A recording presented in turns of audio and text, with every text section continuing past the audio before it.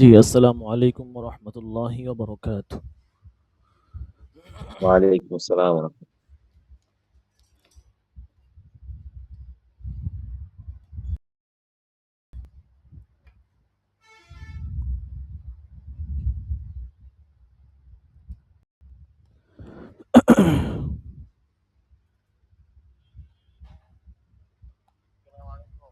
ওয়ালাইকুম আসসালাম। হ্যাঁ, হ্যাঁ, বুঝলাম না। হ্যাঁ, হ্যাঁ, ইনশাল্লাহ, ইনশাল্লাহ। কখন আসা লাগবে? ও, মানে কয়টা পর্যন্ত চলবে প্রোগ্রাম? ও তো অনেক সময়, বাবারে বাবা। লম্বা টাইম। আচ্ছা, ইনশাল্লাহ। আচ্ছা, ইনশাল্লাহ, ঠিক আছে।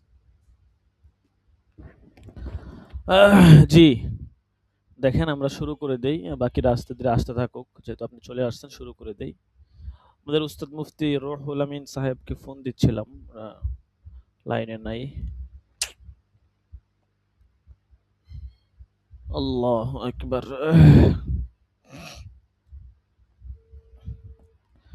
আমাদের তাফসির বিভাগের একটা অন্যতম সাবজেক্ট ছিল তারিখুত তাফসির ও আরকানুল ইসলাম। তাফসির শাস্ত্রের ইতিহাস এবং আরকানুল ইসলাম, ইসলামের রুকুনাবলী, ইসলামের যে ৫টা রুকুন আছে এই রুকুন সম্পর্কে আলোচনা। ওয়ালাইকুম আসসালাম। যে আ আপনি কি ক্লাস-টাস করাইবেন না?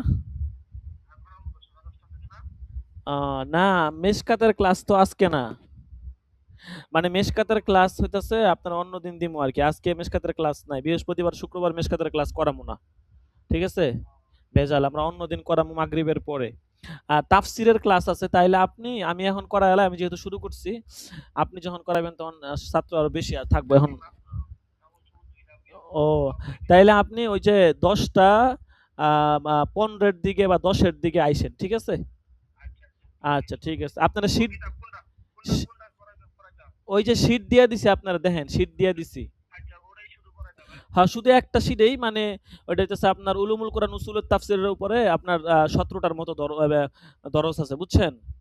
ওখান থেকে আরকি এই দরসটা যেমনে আছে এমনি আরকি কয়ে-টয়ে দিবেন, একটু বলে দিলেন আরকি, বুঝছেন? এই।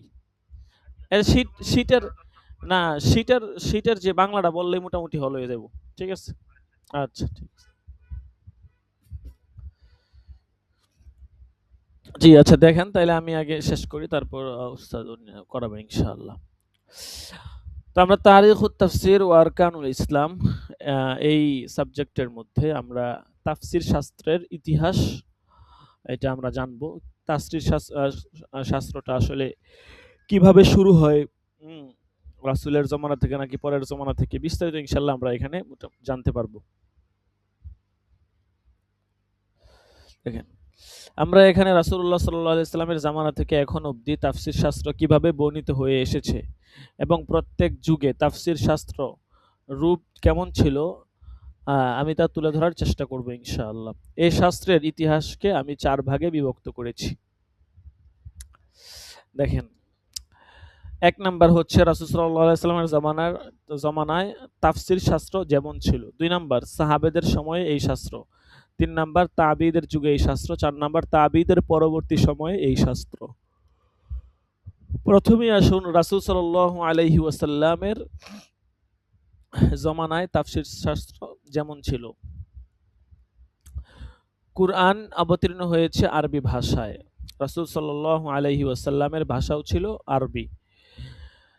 যে কওমের প্রতি অবতীর্ণ হয়েছে তাদের ভাষাও ছিল আরবি। তাই মক্কা ও মদিনার মানুষদের কুরআনের অর্থ ও মর্ম বুঝতে খুব একটা অসুবিধা হয়নি।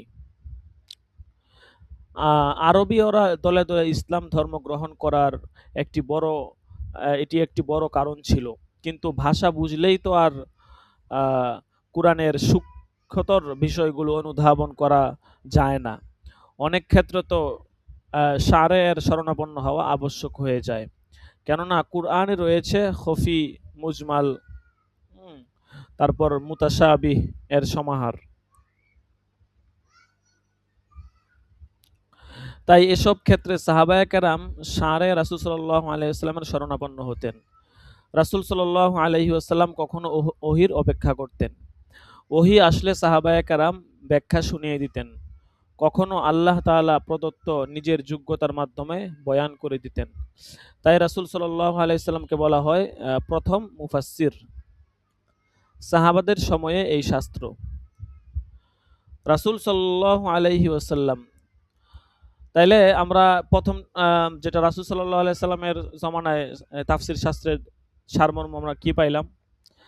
যে রাসূলের জমানায় তাফসীর শাস্ত্র এটা আসলে রাসূল সাল্লাল্লাহু আলাইহি সাল্লাম নিজেই তাফসীর শাস্ত্রের ব্যাখ্যা করতেন। তিনি নিজেই ব্যাখ্যা দিতেন। কোরআনের কোনো আয়াতের ব্যাখ্যার প্রয়োজন পড়ছে, সাহাবারা রাসূলকে গিয়ে জিজ্ঞেস করত। রাসূল জানলে তো বলে দিতেন, আর নাইলে বলতেন অপেক্ষা করো, আমি এটা জেনে তারপর জানাবো, এরকম।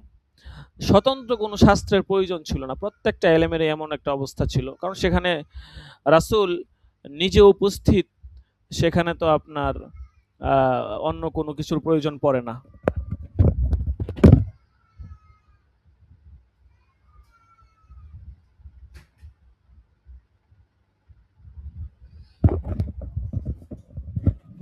তো এইজন্য রাসূলের জমানায় তাফসীর শাস্ত্রটা এভাবেই ছিল। স্বতন্ত্র কোনো শাস্ত্র ছিল না আরকি। তো এইজন্য রাসূল সাল্লাল্লাহু আলাইহি সাল্লামকে বলা হয় প্রথম মুফাসসির। আল্লাহ তাআলার কাছ থেকে তিনি ব্যাখ্যা শুনতেন, ব্যাখ্যা জানতেন, সেই ব্যাখ্যা তিনি হাদিসের মাধ্যমে সাহাবাদেরকে বলতেন। এরপর সাহাবাদের সময়ে এই শাস্ত্রের রূপ কেমন ছিল? রাসূল সাল্লাল্লাহু আলাইহি ওয়াসাল্লামের মৃত্যুর পর সাহাবাগণ তাফসীরের দায়িত্বভার গ্রহণ করেন। এভাবে একটি নতুন তাফসীর যুগের সূচনা হয়। খলিফা আবু বকর সহ অধিকাংশ সাহাবা তাফসীরের ক্ষেত্রে নিজেদের ব্যক্তিগত মতামত প্রদানে সংযত থাকেন। বরং এক্ষেত্রে তাদের মাদ্দা ছিল ৪টি। তা হলো কুরআনের এক আয়াতের মাধ্যমে অন্য আয়াতের তাফসীর করা, রাসূল সাল্লাল্লাহু আলাইহি ওয়াসাল্লামের তাফসীরসমূহ সংরক্ষণ করে এর আলোকে তাফসীর করা, বিভিন্ন আয়াত থেকে ইস্তেমবাত করে সহিহ বুঝ শক্তির উপর নির্ভর করে আয়াতের তাফসীর করা।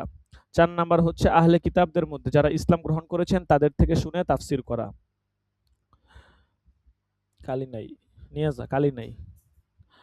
তাইলে এখানে ৪টা মাদ্দা বা বিষয় বলল যে খলিফা আবু বকর সহ অধিকাংশ সাহাবা তাফসীরের ক্ষেত্রে তারা এই ৪টা পথ অবলম্বন করেছিলেন। প্রথমত তারা কুরআনের এক আয়াতকে আরেক আয়াতের দ্বারা তাফসীর করতেন। ২ নাম্বার হচ্ছে রাসূলের হাদিসের মাধ্যমে কুরআনের তাফসীর করতেন। ৩ নাম্বার হচ্ছে বিভিন্ন আয়াত থেকে তারা ইস্তেমবাত করতেন নিজেদের বুঝ শক্তি অনুযায়ী। ৪ নাম্বার হচ্ছে আহলে কিতাবদের মধ্যে যারা ইসলাম গ্রহণ করেছিলেন তাদের বিভিন্ন যারা আলেম ছিলেন তাদের মধ্যে যারা ভালো ছিল তাদের থেকে ব্যাখ্যা শুনে তাফসীর করতেন। এই ৪টা পদ্ধতিতে সাহাবায়ে কেরামের মাঝে তাফসীরের প্রচলন ছিল রাসূলের মৃত্যুর পর। এবং সাহাবায়ে কেরামের মধ্যে কয়েকজন প্রসিদ্ধ মুফাসসির ছিলেন, তাদের নাম দেখেন এখানে আছে। আব্দুল্লাহ ইবনে আব্বাস এবং আব্দুল্লাহ ইবনে মাসউদ, আলী ইবনে আবি তালেব, উবাই ইবনে কাব, আবু বকর সিদ্দিক, উমর ইবনুল খাত্তাব, উসমান ইবনে আফফান, যায়েদ ইবনে সাবিত, আবু মুসা আশআরি, আব্দুল্লাহ ইবনে জুবাইর রাদিয়াল্লাহু আনহুম। প্রথম ৪ জন হলেন অধিক গুরুত্বপূর্ণ। প্রথম ৪ জন যারা আছে আব্দুল্লাহ ইবনে আব্বাস, আব্দুল্লাহ ইবনে মাসউদ, আলী ইবনে আবি তালেব এবং উবাই ইবনে কাব। তাফসীরের জন্য নিজের জীবনকে ওয়াকফ করে দিয়েছিলেন। হযরত আব্দুল্লাহ ইবনে আব্বাস রাদিয়াল্লাহু তাআলা আনহু তাফসীরের জন্য নিজের জীবনকে ওয়াকফ করে দিয়েছিলেন। এক পর্যায়ে তিনি রাসূল সাল্লাল্লাহু আলাইহি সাল্লামের পর মারজায়ে আউয়াল হয়ে গিয়েছিলেন। মানে তাফসীরের যেটাকে বলা হয় যে উনার দিকেই ফিরা হইতো। তাফসীরের ক্ষেত্রে উনার কথাকেই গ্রহণ করা হতো। ঠিক আছে? এরপর রাসূল সাল্লাল্লাহু আলাইহি ওয়াসাল্লাম আব্দুল্লাহ ইবনে আব্বাসের জন্য দোয়া করেছিলেন, আল্লাহুম্মা ফাক্কিহহু ফিদ-দীন ওয়া আল্লিমহু তা'ওয়িল। আব্দুল্লাহ ইবনে আব্বাসের জন্য রাসূল সাল্লাল্লাহু আলাইহি ওয়াসাল্লাম এই দোয়া করেছিলেন যে আল্লাহুম্মা ফাক্কিহহু ফিদ-দীন ওয়া আল্লিমহু তা'ওয়িল। হে আল্লাহ, আপনি আব্দুল্লাহ ইবনে আব্বাসকে দ্বীনের বুঝ দান করুন ও তাফসীর শিক্ষা দিন।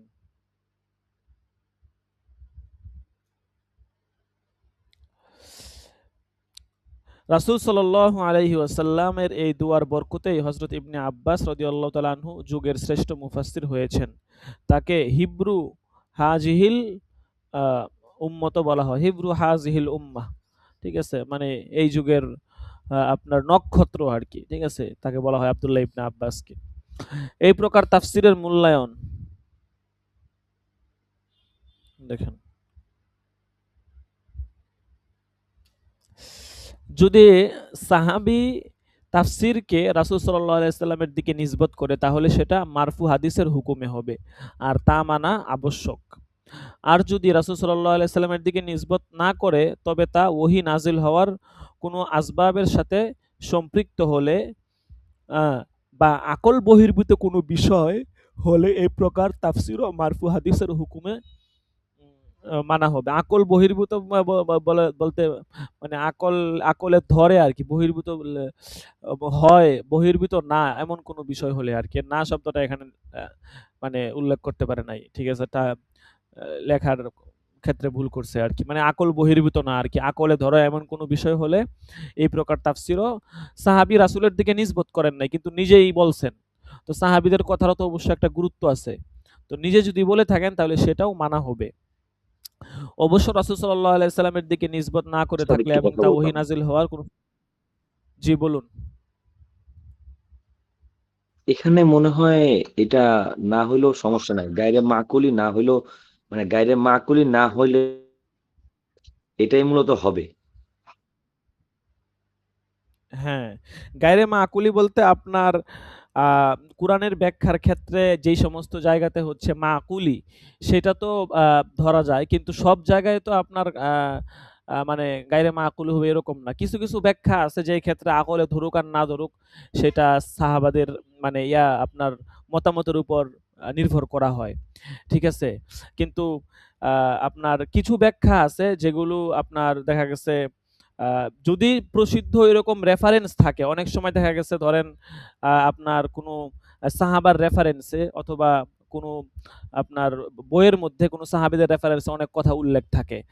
তো ওইটা যদি আপনার ঐরকম সনদ দলিল যদি মজবুত থাকে এবং যদি এটা স্পষ্ট হওয়া যায় যে না এটা ওই সাহাবার থেকে আসছে এবং এটা আপনার সঠিক, তাইলে তো কোনো সমস্যা নাই। কিন্তু অনেক সময় আপনার বিভিন্ন দিকে নিসবত করে অনেক কথা বলা হয় এবং সেটা আপনার আকল বহির্ভূত হতেও পারে, নাও হতে পারে। এখন আকল বহির্ভূত যদি আকলের মধ্যে ধরে সেক্ষেত্রে তো দেখা গেছে এটার নিয়ে আর আপনার বিস্তারিত ব্যাখ্যার প্রয়োজন পড়ে না। কিন্তু আকল বহির্ভূত না হলে তখন এটার সনদটা বা ইত্যাদি আরো যে বিষয়গুলো আছে এগুলো যাচাই করতে হয়। বাকি সব ক্ষেত্রেই যে আপনার মাকুলি হওয়া লাগবে এমনও না। যেটা আপনি বলছেন আরকি। ঠিক আছে? বাইরে মাকুলিও হতে পারে, কোনো সমস্যা নেই। আচ্ছা, না আপনার ওস্তাদ এই বিষয়টার এখানে জন্য যে জিনিসটা শুকরিয়া। বুঝানো উদ্দেশ্য জি, সেটা হলো যে গায়রে মাকুলি হলে সেটা আপনার মারফু ধরতে হবে। আর যদি মাকুলি হয় তাহলে সেটা মওকুফের হুকুমে যাবে। এমনটা হ্যাঁ, মনে হ্যাঁ, হয় অবশ্যই, বিষয়টা। অবশ্যই। জি, জি, জি, জি। যদি এটা গায়রে মাকুলি হয় তখন তো ঠিক আছে। ঠিক আছে। আর রাসূলের দিকে যদি নিসবত করে সেই ক্ষেত্রে আপনার তো আর কোনো কথাই নেই। ঠিক আছে? সেই ক্ষেত্রে আকলে ধরুক আর না ধরুক সর্বাবস্থায় এটা অবশ্যই মানতে হবে। তো এই কথাটা দেখেন পরে বলছে যে অবশ্য রাসূল সাল্লাল্লাহু আলাইহি সাল্লামের দিকে নিসবত না করে থাকলে এবং তা ওহী নাজিল হওয়ার কোনো সওয়াবের সাথে সম্পৃক্ত না বা আকল স্বীকৃতি দেয় এমন কোনো বিষয় হলে এ প্রকার তাফসীর মওকুফের হুকুমে হবে। তাহলে প্রথম প্রকার যদি হয় সেই ক্ষেত্রে আপনার সেটা মারফুয়ের হুকুমে হবে। যদি সরাসরি রাসূলের দিকে নিসবত নাও করে অথবা আপনার ওহী নাজিলের সাথে সম্পৃক্ত হয়েছে এরকম কোনো বিষয় হলে তখন মারফু হাদিসের হুকুমে হবে। আর যদি এরকম না হয় তখন মাওকুফের হুকুম হইবে। এটা তো আমি এই অংশটা পড়ি নাই। পড়লে তো সেটা স্পষ্ট হয়ে যেত। দেখেন। এরপর হচ্ছে তাবিদের যুগে এই শাস্ত্র। সাহাবায়ে কেরামের যুগে সাহাবারা কিভাবে এই তাফসীর শাস্ত্রের ব্যাখ্যা দিতেন এবং কিভাবে কোন পদ্ধতি অবলম্বন করতেন সেটা সংক্ষেপে বলল। এখন তাবিদের যুগে এই শাস্ত্রের ধরনটা কেমন ছিল? সাহাবাগণের পর তাবিগণ তাফসীরের কাজে নিজেদের নিয়োজিত করেন। তারা সাহাবাদের থেকে তাফসীর নকল করতেন। সাথে, সাথে নিজেরাও উসুলের আলোকে ইজতিহাদ করতেন। এই সময় কালেই তাফসীর শাস্ত্র ব্যাপক হয়ে যায়। কিন্তু তাফসীর তখনও সুবিন্যস্ত সাজানো ছিল না। তাবিঈগণ বিক্ষিপ্তভাবে তাফসীর করতেন। এটার কোনো কিতাব আকারে ওরকম ছিল না। তারা বিভিন্নভাবে যার যখন যতটুকু প্রয়োজন পড়তো বা কেউ জিজ্ঞেস করত, তখন সাহাবাদের রেফারেন্সে, রাসূলের রেফারেন্সে তারা তাফসীর করতেন। কিন্তু এরকম কোনো পান্ডুলিপি বা কিতাব আকারে ছিল না। মাসহাফের মতো তাফসীর তখনও নির্দিষ্ট কোথাও সংরক্ষিত ছিল না। তাবেঈগণের মধ্যে সবচাইতে ভালো তাফসীর জানতেন মক্কাবাসীরা। কেননা তারা সরাসরি ইবনে আব্বাস থেকে তাফসীর শিখেছেন। আর মদিনাবাসীরা তাফসীর শিখতেন উবাই ইবনে কাব থেকে। অন্যদিকে কুফাবাসীরা তাফসীর শিখতেন ইবনে মাসউদ থেকে। এই ৩টি মাদ্রাসা তাবেঈগণের যুগে অধিক প্রসিদ্ধ ও গুরুত্বপূর্ণ ছিল। মক্কাবাসীদের জন্য ছিল আব্দুল্লাহ ইবনে আব্বাস থেকে আরকি, এবং মদিনাবাসীদের জন্য উবাই ইবনে কাব থেকে, এবং কুফাবাসী তারা শিখতেন ইবনে মাসউদ থেকে। তাবেঈগণের তাফসিরের ক্ষেত্রে মাদ্দা ছিল ৪টি। তারা ৪টি বিষয়ের প্রতি খেয়াল রাখতেন। ১ নাম্বার হচ্ছে কুরআনের এক আয়াতের মাধ্যমে অন্য আয়াতের তাফসির করা। ২ নাম্বার হচ্ছে সহিহ সূত্রে বর্ণিত হাদিসের মাধ্যমে তাফসির করা। ৩ নাম্বার হচ্ছে সাহাবাদের থেকে তাফসির নকল করতেন। যেহেতু ওনারা সরাসরি অনেক তাবি তো সরাসরি সাহাবাদেরকে দেখছেন, তাদের থেকে তাফসির নকল করতেন। বিভিন্ন আয়াত থেকে ইজতিহাদ করে সহিহ বুঝ শক্তির উপর নির্ভর করে আয়াতের তাফসির করতেন। তাবিদের নিজেদের মতামত উল্লেখযোগ্য এবং গ্রহণ করার মতো বিষয়। এই প্রকার তাফসিরের মূল্যায়ন। তাফসির শাস্ত্রে তাবেঈগণের মতামত গ্রহণ করা নিয়ে মতানৈক্য রয়েছে, যেটা বললাম। কেউ বলেছেন গ্রহণ করতে হবে, আবার অনেকে এই মতকে গ্রহণ করতে রাজি নন। ইমাম আবু হানিফা থেকে বর্ণিত আছে, মা জাআ আন রাসূলিল্লাহ ফাআলা আর-রাসি ওয়াল আইন ওয়া মা জাআ আনিস সাহাবাতি তাখায়্যারনা ওয়া মা জাআ আনিত তাবিঈন ফাহুম রিজালুন ওয়া নাহনু রিজালুন। ঠিক আছে? স্পষ্ট কথা যে রাসূল সাল্লাল্লাহু আলাইহি সাল্লাম থেকে যেগুলো বর্ণিত হয়েছে তা আমরা বিনা প্রশ্নে, বিনা দ্বিধায়, কোনো কিল ও কাল ছাড়া মেনে নিব। সাহাবাদের থেকে যা বর্ণিত হয়েছে তাখায়্যারনা, সেটাও আমরা গ্রহণ করব। ঠিক আছে? আমরা ইখতিয়ার রাখবো, এটা আমরা অবশ্যই গ্রহণ করব। ওয়া মা জাআ আনিত তাবিঈন ফাহুম রিজালুন ওয়া নাহনু রিজালুন। আর যে তাবিঈদের থেকে যেটা আসছে, তো তারাও হচ্ছেন মানুষ, আমরাও তাদের মতোই মানুষ। মানে তাদেরটা গ্রহণ করাটা ফরজ বা এরকম কোনো কিছু না। অর্থাৎ মানাটা যদি কারো মনতে চায় মানবে, কারণ যদি সে অন্য ভিন্ন কোনো মত দেয়, তার ওরকম যোগ্যতা থাকে, এটা সে তার নিজের যোগ্যতা বলে সে অন্য কিছু মানতে পারবে, সমস্যা নেই। ইমাম আবু হানিফা রাহমাতুল্লাহর কথাটা প্রমাণ করে যে তাদের ভাষ্য মানা সব ক্ষেত্রে আবশ্যক নয়, বরং সত্যতা যাচাই করতে হবে। অবশ্য যদি কোনো তাফসিরের ক্ষেত্রে সমস্ত তাবেঈগণ ইজমা হয়ে যায়, তাহলে তা মানা দলিলের আলোকেই আবশ্যক। কারণ ইজমা হলো ইসলাম ধর্মের নির্ভরযোগ্য ৪ দলিলের একটি। যদি এরকম হয় অনেক তাফসিরের ক্ষেত্রে, অনেক আয়াতের ব্যাখ্যার ক্ষেত্রে সমস্ত তাবেঈনগণ একমত পোষণ করে থাকেন, এরকম হইলে তো তখন ওইটাই মানতে হবে। এরপর হচ্ছে তাবেঈদের পরবর্তী সময়, তাবেঈন, আইম্মায়ে মুজতাহিদিন যারা ছিলেন তাদের সময়। এ অধ্যায়ের ইতিহাস হিজরি ২য় শতকের মধ্যবর্তী সময় থেকে বর্তমান সময় অবধি তাফসির শাস্ত্রের ইতিহাসকে শামিল করে। আমি সংক্ষিপ্তভাবে এই সময়কার ইতিহাস পয়েন্ট আকারে তুলে ধরার প্রয়াস করব। ১ নাম্বার, এই যুগের প্রথম দিকেও এই শাস্ত্র নকলের মৌখিক বর্ণনার উপর নির্ভরশীল ছিল। সাহাবায়ে কেরাম রাসূল সাল্লাল্লাহু আলাইহি ওয়াসাল্লাম থেকে, আর তাবেঈনগণ সাহাবাদের থেকে, এবং তাবেঈনগণও তাবেঈগণ থেকে তাফসির রাওয়ায়াত ও নকল করতেন। তখনও মাসহাফের মতো তাফসির নির্দিষ্ট কোনো গ্রন্থ রচিত হয়নি। ২ নাম্বার, তাফসির শাস্ত্র রচিত হওয়ার প্রথম ধাপ। প্রথম ধাপটা কিভাবে ছিল সেটা বলবে, দেখেন। হিজরির ২য় শতকের মধ্যবর্তী সময়ে হাদিস শাস্ত্রের রচনার কাজ শুরু হয়। তখন মুহাদ্দিসিনে কেরাম হাদিস শাস্ত্রের কিতাবের মধ্যেই তাফসিরের অধ্যায় কায়েম করে বিক্ষিপ্তভাবে তাফসির শাস্ত্র সংরক্ষণের কাজ শুরু করে দেন, যেমনটি করেছেন ইয়াজিদ ইবনে হারুন, সুফিয়ান ইবনে উরাইনা ও ওয়াকি ইবনুল জাররাহ। বলা যায় এটাই বিক্ষিপ্তভাবে তাফসির শাস্ত্র রচিত হওয়ার প্রথম ধাপ। ৩ নাম্বার, তাফসির শাস্ত্রের স্বতন্ত্র রচনা। যখন রচনার কাজ ব্যাপক হয়ে গেল এবং প্রত্যেক ফনের এলেম সংরক্ষিত হতে শুরু করলো, তখনই তাফসির শাস্ত্রের রচনা শুরু করা যায়, যেমনটি করেছেন ইবনে মাজা, ইবনে জারির তাবারি ও ইবনে মুনজির। এই যুগের তাফসির রচিত হতো সূত্র বর্ণনা করে, অর্থাৎ তাফসিরের সাথে তাফসিরকারীর নামও বলে দেওয়া হতো, কে এই কথাটা বলছে, কোন তাবিঈন, এসব এটা বলে দেওয়া হতো। সর্বপ্রথম কে তাফসির রচনা করেন এটা বলা মুশকিল, এই তথ্য সংরক্ষিত হয়নি। অনেক তাফসিরের কিতাব আমাদের পর্যন্ত এসে পৌঁছায়নি। তবে ইবনে জারির তবারিকে শাইখুল মুফাসসিরিন বলা হয়, কারণ তার তাফসির গ্রন্থটি আমাদের পর্যন্ত পূর্ণভাবে পৌঁছেছে। অবশ্যই ইবনে তাইমিয়া মাজমুআতুল ফতোয়া ও ইবনে খাল্লিকান ওয়া ওয়াফাতুল আয়ান গ্রন্থে উল্লেখ করেন। সর্বপ্রথম তাফসির বিষয়ে কলম ধরেন আব্দুল মালিক ইবনে জুরাইজ। আচ্ছা, এক পর্যায়ে ৪ নাম্বার পয়েন্ট দেখেন, এক পর্যায়ে তাফসির শাস্ত্র রচনার কাজ ব্যাপক হয়ে যায় এবং এই সূত্র অনুল্লেখ রেখে তাফসির রচনার কাজ শুরু হয়। উদ্দেশ্য ছিল রচনা যেন দীর্ঘ না হয়ে যায়। এই সুযোগে ইসরায়েলি রাওয়ায়াত ব্যাপক হতে শুরু করে। এটি ছিল তাফসীর শাস্ত্রের একটি স্পর্শকাতর সময়, কারণ এই সময়েই ইসলামের শত্রুরা ধর্মকে কলুষিত করার জন্য মন গড়া তাফসীর বানাতে শুরু করে। কিন্তু আল্লাহ তাআলা একদল সৈনিক তৈরি করে দিয়েছিলেন যারা সহিহ তাফসীরকে জয়ীফ তাফসীর থেকে আলাদা করে দিয়েছিলেন।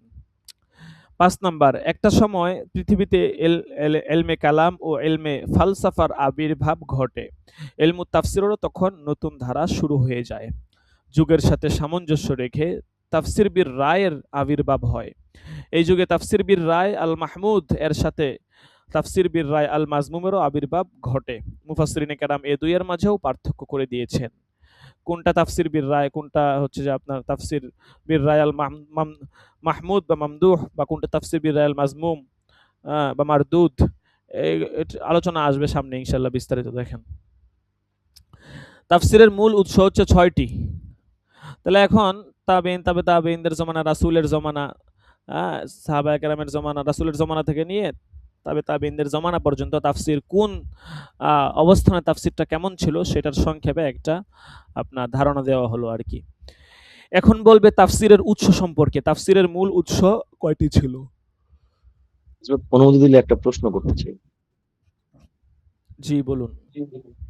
হযরত এই যে আমরা যে দেখি যে তাফসীরে ইবনে আব্বাস, যেটা আমাদের অনেক ওই যে ইসলামিক জি, ফাউন্ডেশন থেকেও মনে হয় ছাপা হইছে। তো সেইটা কেন জি। প্রথম তাফসীরের কিতাব না? এখানে তো সেটা সম্পর্কে আলোচনা আনা হয় নাই মনে হয়।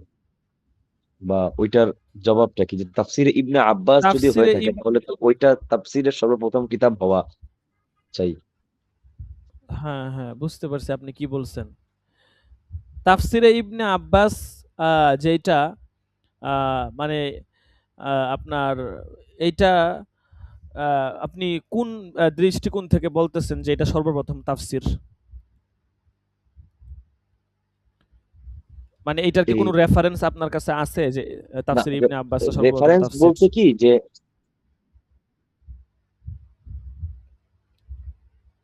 রেফারেন্স বলতে হযরত যেহেতু ইবনে আব্বাস রাদিয়াল্লাহু তাআলা আনহু নামে একটা তাফসীর পাওয়া যায়, তো অবশ্যই কালের দিক থেকে ইবনে আব্বাস তো আমাদের পরবর্তী ইবনে জারির তাবারি বা ওয়াকি ইবনুল জাররাহ এদের পূর্বের মানুষ।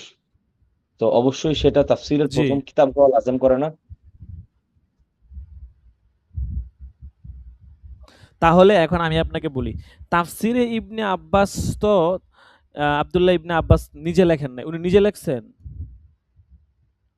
মানে এই কিতাব সম্পর্কে তেমন ইতিহাস জানা নাই, তবে এই কিতাবের মধ্যে তো উনার নামই লেখা থাকে উপরে, না, না। আব্দুল্লাহ ইবনে আব্বাস।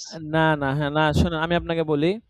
তাফসিরে ইবনে আব্বাস, যেটা আব্দুল্লাহ ইবনে আব্বাস রাদিয়াল্লাহু তাআলা আনহু রাসূল সাল্লাল্লাহু আলাইহি ওয়াসাল্লামের একজন বড় সাহাবী ছিলেন এবং আল্লাহুম্মা ফাক্কিহু ফিদ্দিন ওয়া আল্লিমহু তা'ওয়িল, এই দোয়া তার ব্যাপারে করেছিলেন এবং রাইসুল মুফাসসিরিন উনাকে বলা হয়।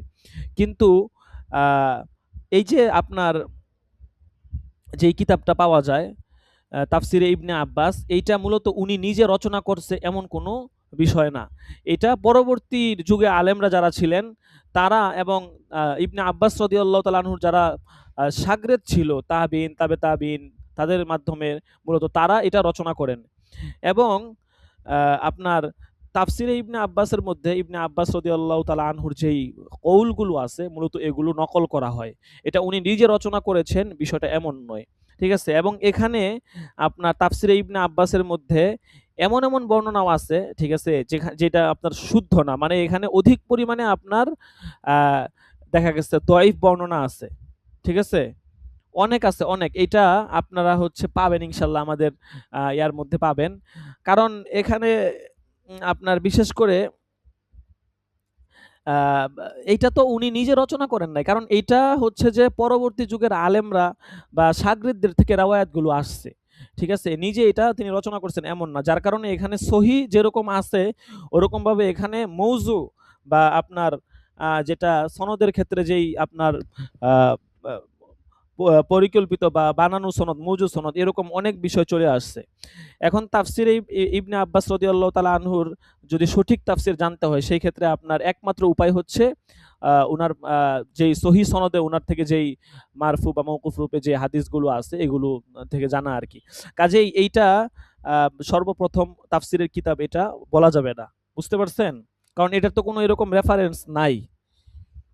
এবং এটা উনি নিজেও লিখে যান নিশ্চয়। নাই, বরং এইটা অনেক পরে, হ্যাঁ এটা অনেক পরে লেখা হয় আর কি। কত খ্রিস্টাব্দে লেখা হয় সেটা যদি, এটা তাহকিক করলে ইনশাল্লাহ পেয়ে যাবেন, আর আলোচনা আসবে সামনে।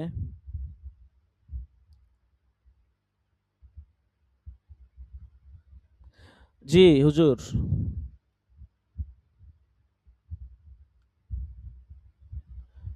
জি বলেন।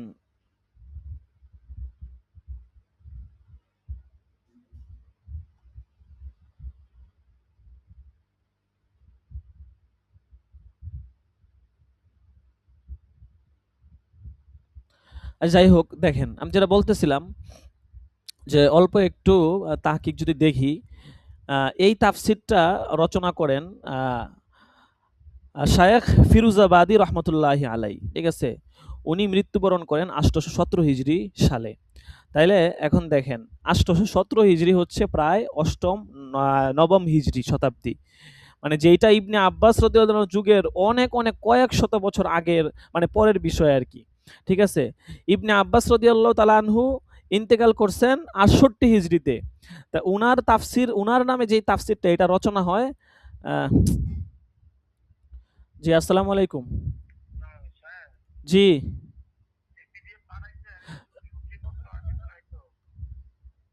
ও আচ্ছা আচ্ছা, বুঝতে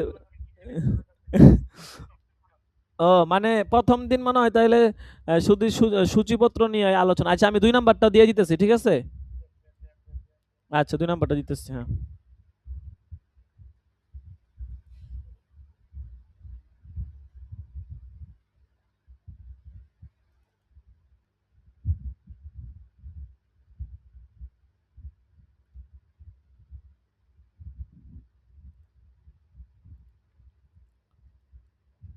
জি দেখেন,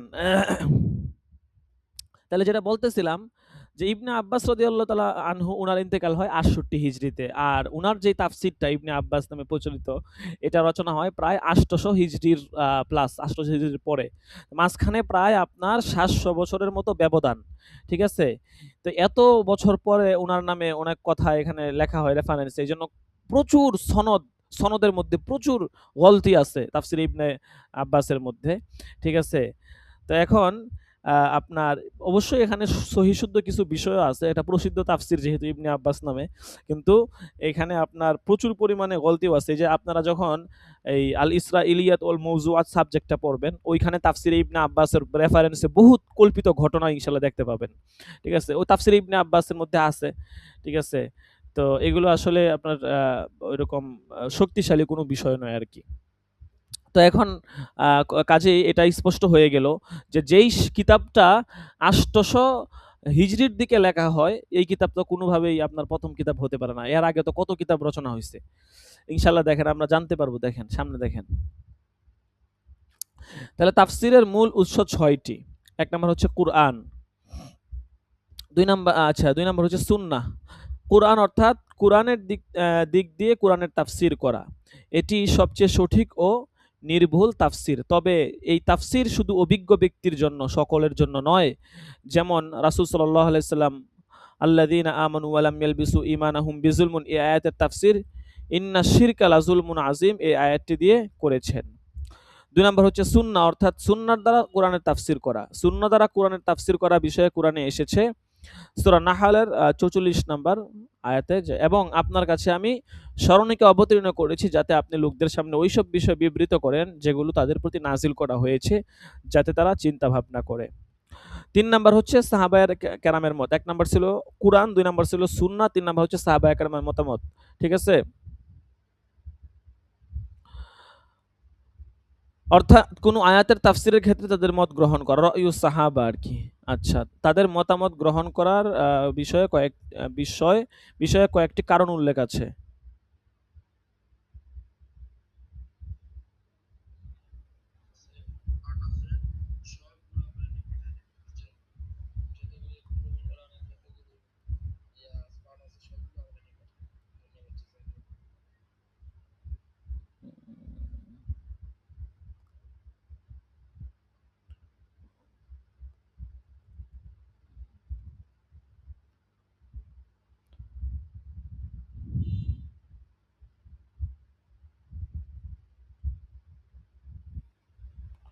আচ্ছা, ক্লাস শেষ করে আমি পাঠাইয়া দিব না, ঠিক আছে? আপাতত এই কয়েকটা রাখেন, বাকিগুলা ক্লাস শেষ করে পাঠাইয়া দিব।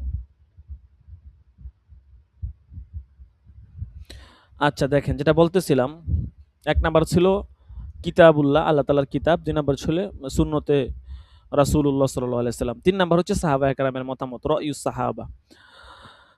অর্থাৎ কোন আয়াতের তাফসিরের ক্ষেত্রে তাদের মতামত গ্রহণ করা, তাদের মতামত গ্রহণ করা বিষয়ে কয়েকটি কারণ উল্লেখ করা হয়েছে। তারা কুরআন অবতীর্ণ হতে দেখেছেন এবং অবস্থার সাথে সংশ্লিষ্ট ছিলেন।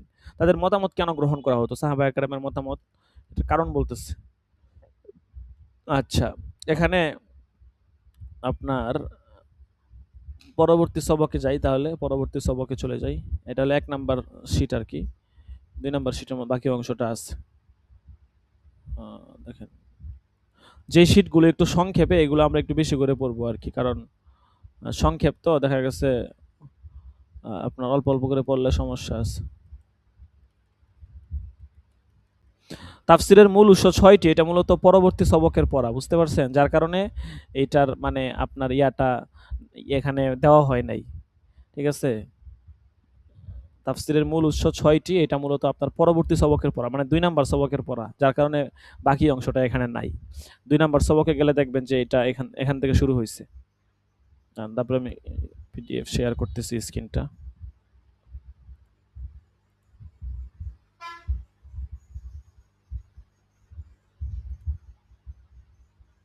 এই যে এখানে দেখেন আছে। তো তাদের কারণ বলতেছিল যে তাদের মতামত কেন গ্রহণ করা হবে। ঠিক আছে?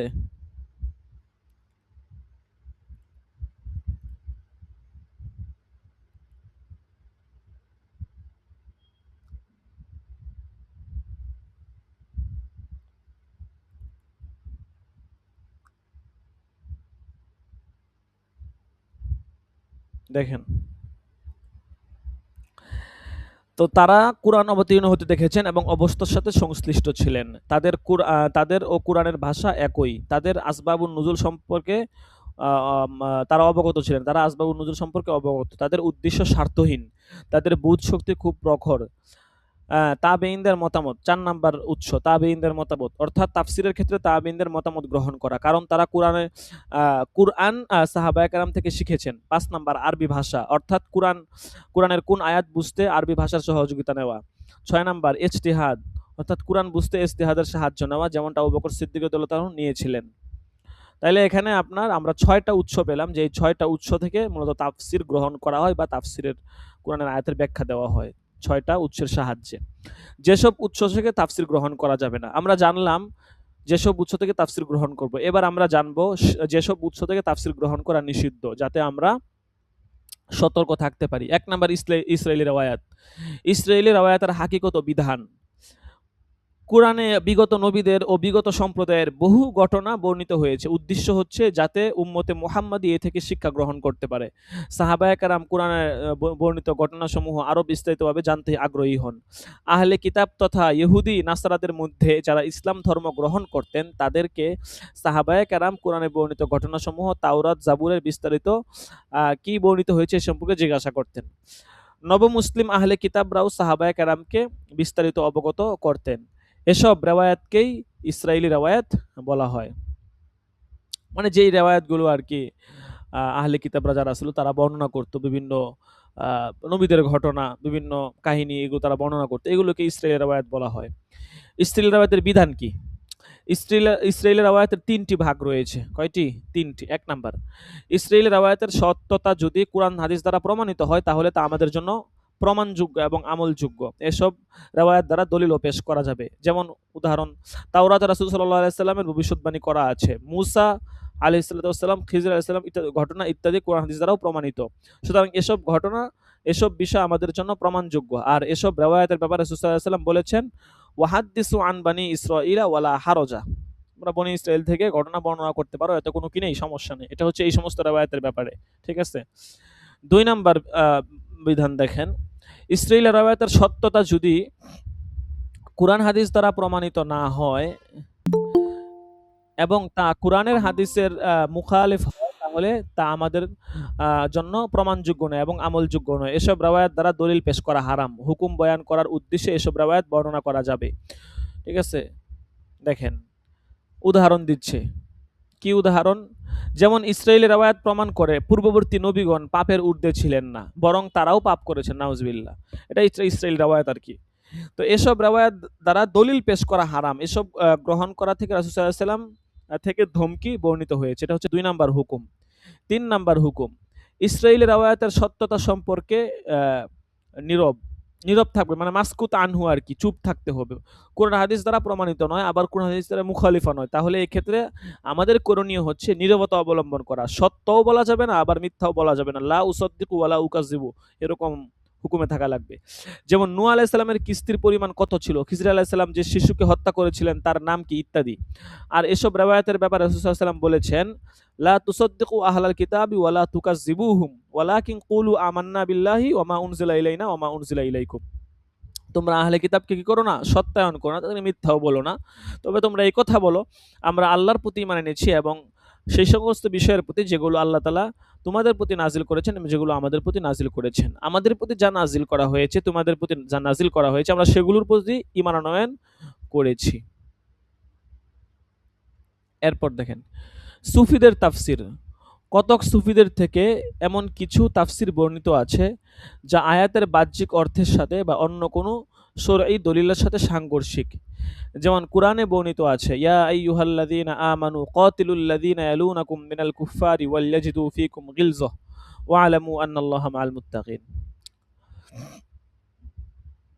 তো আয়াতের বাহ্যিক অর্থের সাথে বা অন্য কোনো শরীয়ত দলিলের সাথে যে সাংঘর্ষিক, যেমন যেটা বলল, যে হে ঈমানদারগণ, তোমরা তোমাদের নিকটবর্তী কাফেরদের সাথে যুদ্ধ চালিয়ে যাও এবং তারা তোমাদের মধ্যে কঠোরতা অনুভব করুক, আর জেনে রাখো আল্লাহ তাআলা মুত্তাকিদের সাথে রয়েছেন। সুফিরা এই আয়াতের তাফসীর করেছেন, কাতিলুন নাফসা ফা ইন্নাহা তালিল ইনসানা, তোমরা নফসের সাথে জিহাদ করো, কারণ নফস হলো মানুষের সবচেয়ে নিকটবর্তী।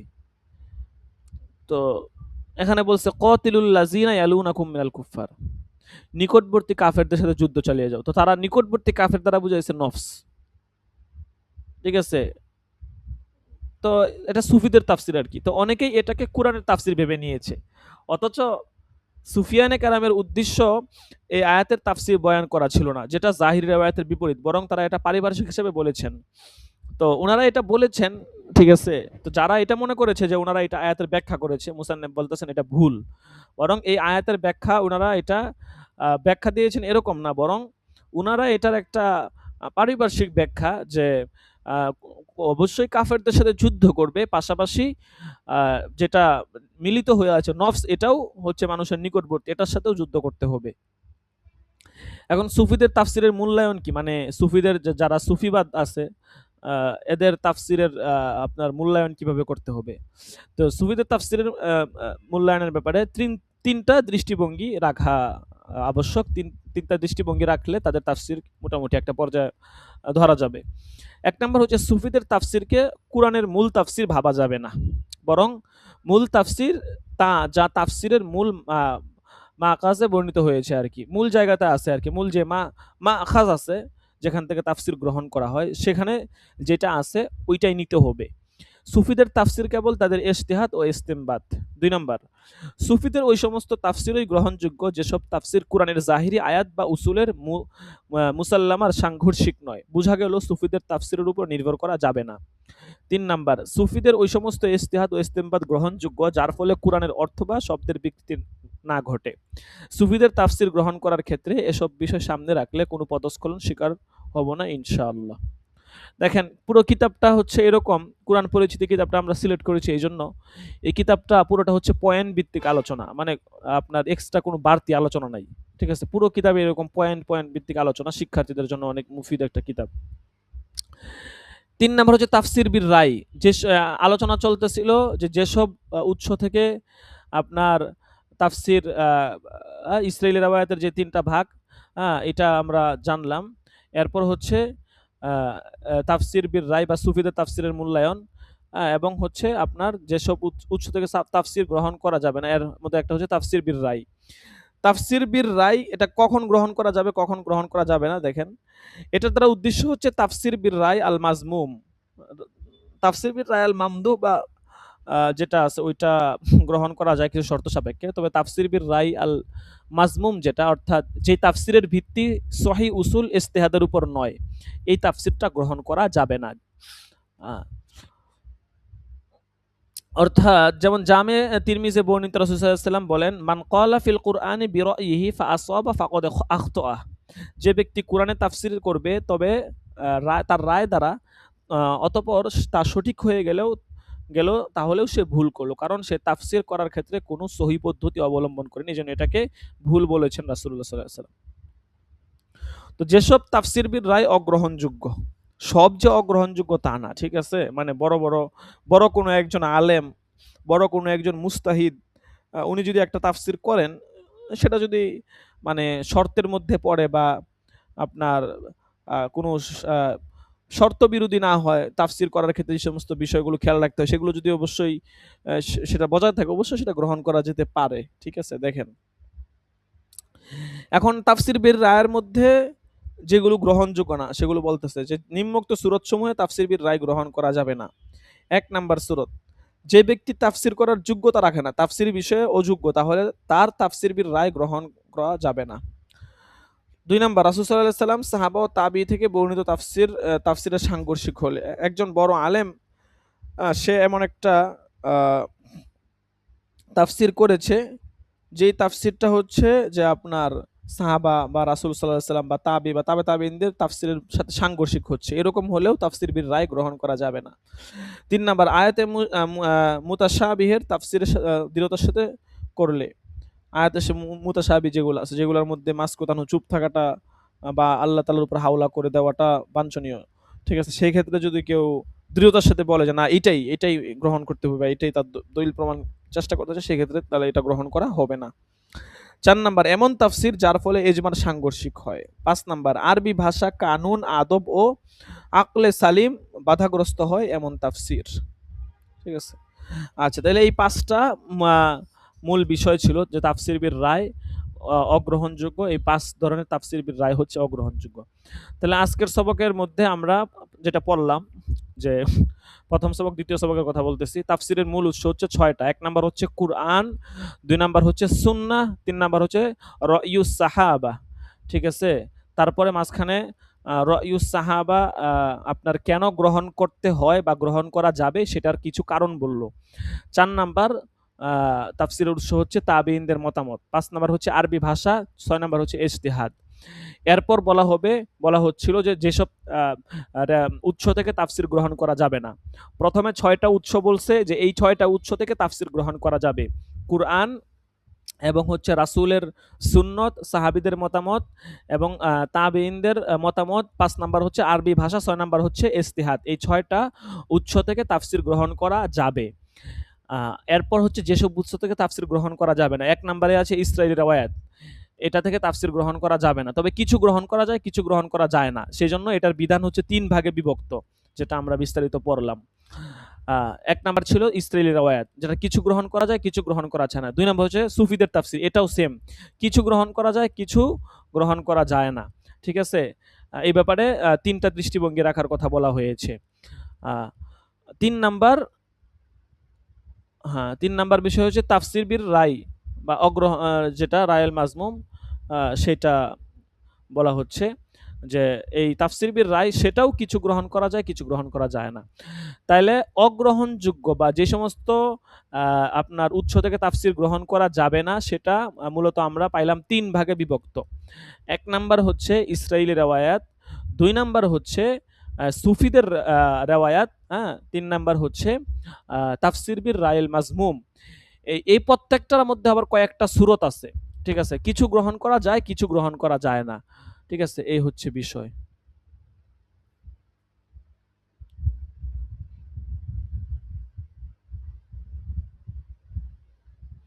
আচ্ছা, তো আজকে এই ২ টা সবকই থাকলো। আমি এখনই গ্রুপে দিয়ে দিচ্ছি। আপনাদের তাফসীর বিভাগের যে গ্রুপ আছে, গ্রুপে এই ২ টা সবক এখনই দিয়ে দিচ্ছি।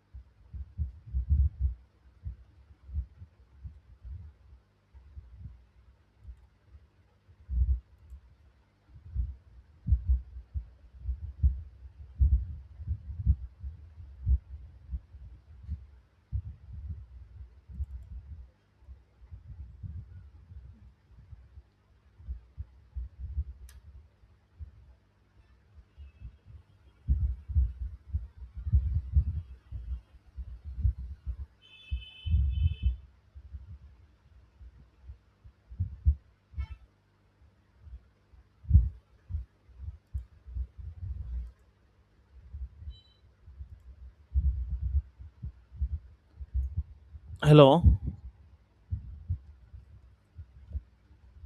আছেন?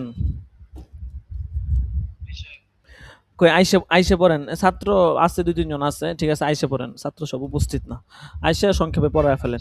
ঠিক আছে? আচ্ছা। অল্প যতক্ষণ সর্বোচ্চ আপনি যতক্ষণ চান ২০-২৫ মিনিট করলে। সর্বোচ্চ ২০-২৫ মিনিট। ঠিক আছে? আচ্ছা, আচ্ছা। আসেন। আইসা শুরু করে দিবেন। জি। জি, তাইলে আমরা তারিখুত তাফসির ও আরকানুল ইসলামের সবক আজকে এ পর্যন্তই থাকবে। ঠিক আছে? এই ২ টা সবক আমরা ভালো করে শিখে আসবো ইনশাআল্লাহ। আর অবশ্যই কোনো প্রশ্ন থাকলে অবশ্যই প্রশ্ন করবেন। প্রশ্ন করতে দ্বিধা করবেন না। প্রশ্ন করার দ্বারাই হল হয়। যেমন আপনি একটা প্রশ্ন করেছেন যে তাফসির ইবনে কাসির প্রথম তাফসির কিনা? তো এটা আমারও জানা ছিল না। ঠিক আছে? কারণ আমারও এই বিষয়টা অস্পষ্ট ছিল। কিন্তু এটা আমি জানতাম যে তাফসির ইবনে কাসির ইবনে আব্বাস রাদিয়াল্লাহু তাআলা আনহুর লেখা না। কিন্তু সর্বপ্রথম তাফসির কিনা এই প্রশ্নটা গুরুত্বপূর্ণ ছিল। তো কিছুটা তাহকিক করার দ্বারা বুঝতে পারলাম যে এটা এই তাফসিরটা লেখা হয়েছে ৮০০ হিজরিতে। তো এর আগে অনেক তাফসির এসেছে। এজন্য প্রশ্ন করবেন। ঠিক আছে? প্রশ্ন করলে ইনশাআল্লাহ আপনার হচ্ছে অনেক বিষয় হল হয়ে যাবে। ঠিক আছে? আচ্ছা, আমাদের হুজুর চলে আসবেন ইনশাআল্লাহ। একটু লাইনে থাকেন, আমি শীটগুলো শেয়ার করে দিচ্ছি।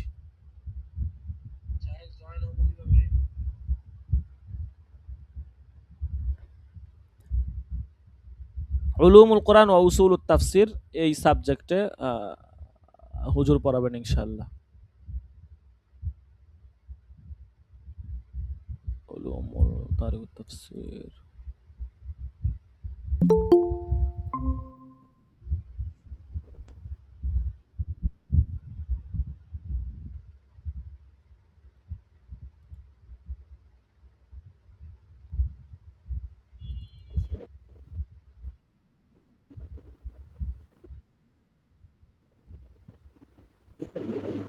السلام عليكم.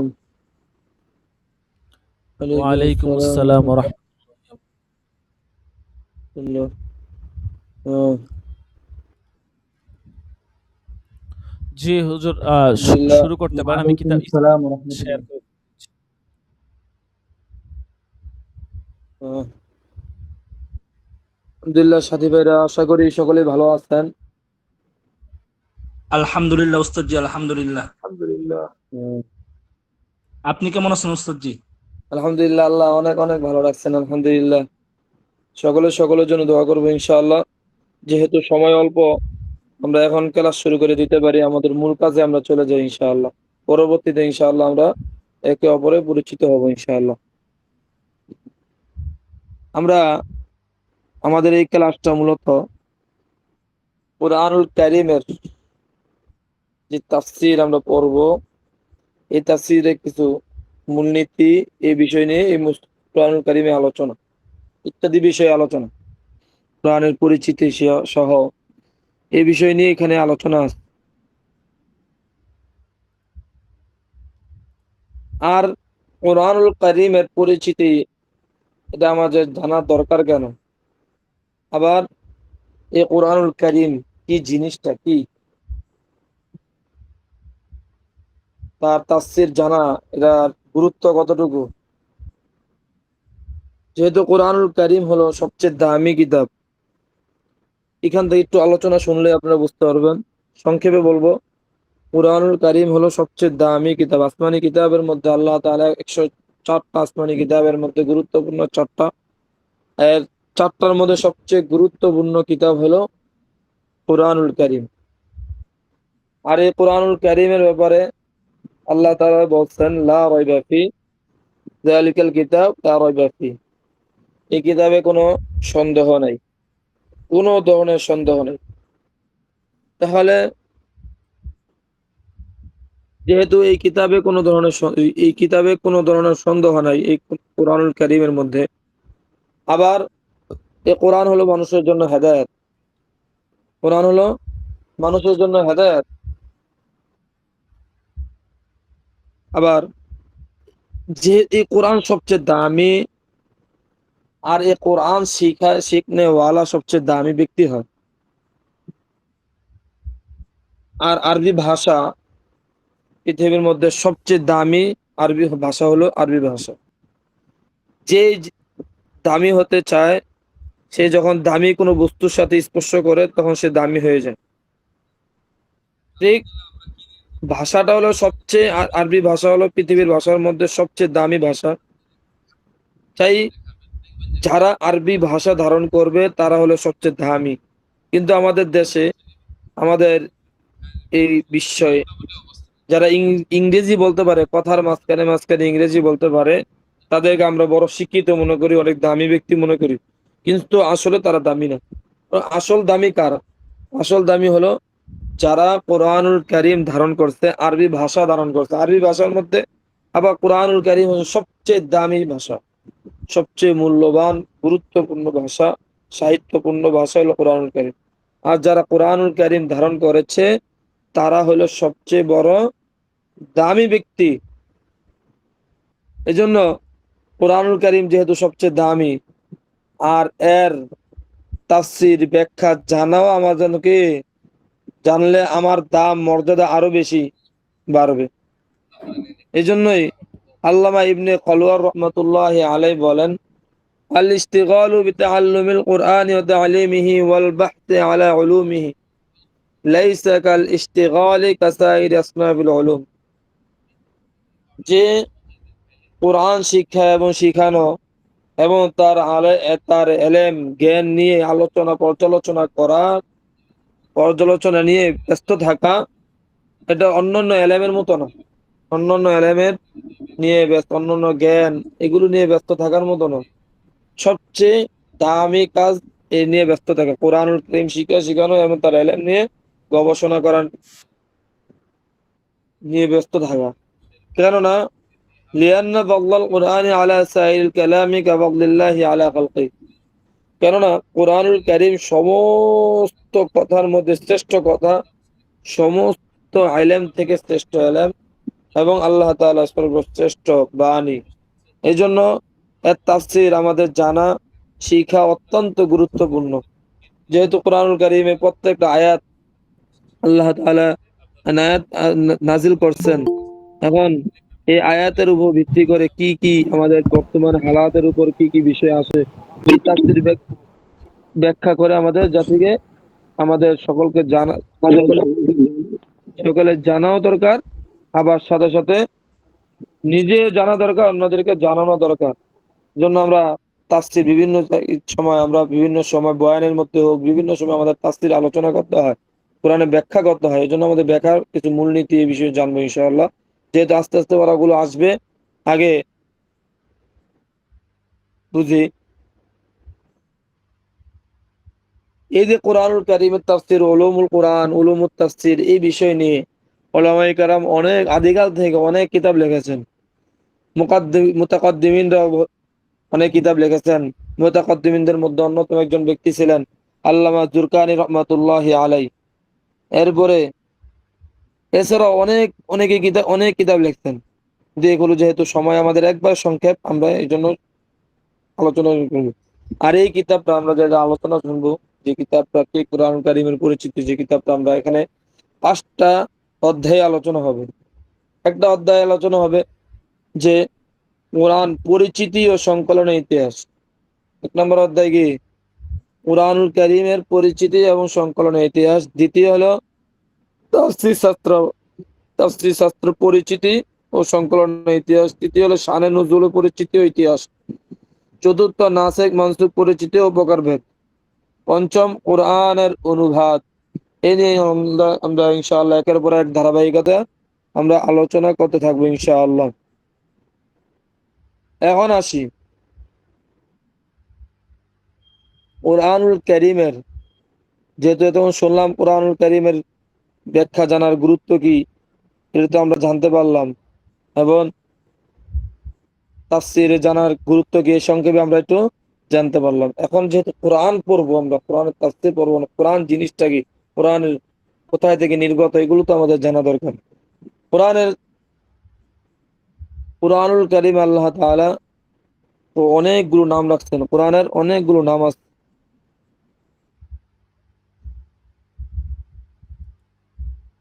কোরআনুল কারীমের অনেকগুলো নাম আছে। একটা হলো জাতি নাম,